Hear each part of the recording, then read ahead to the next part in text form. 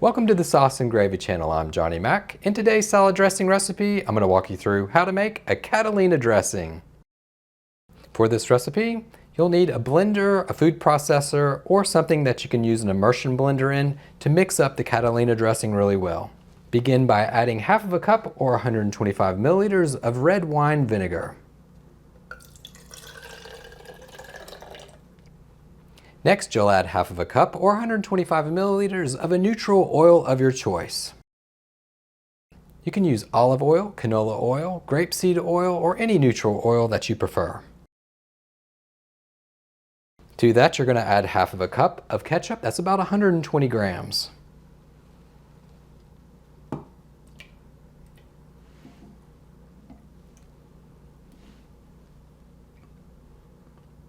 To that, you'll add a quarter of a cup or 60 grams of honey.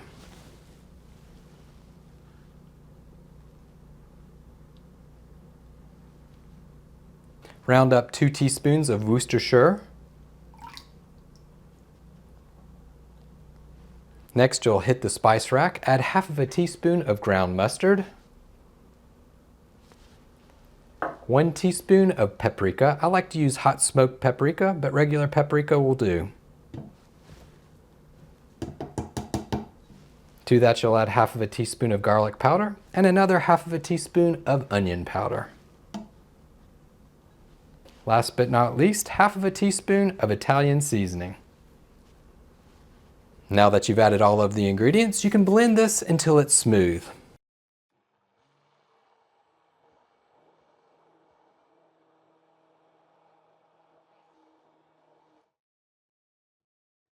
After a few minutes, you have this, a rich and creamy Catalina dressing.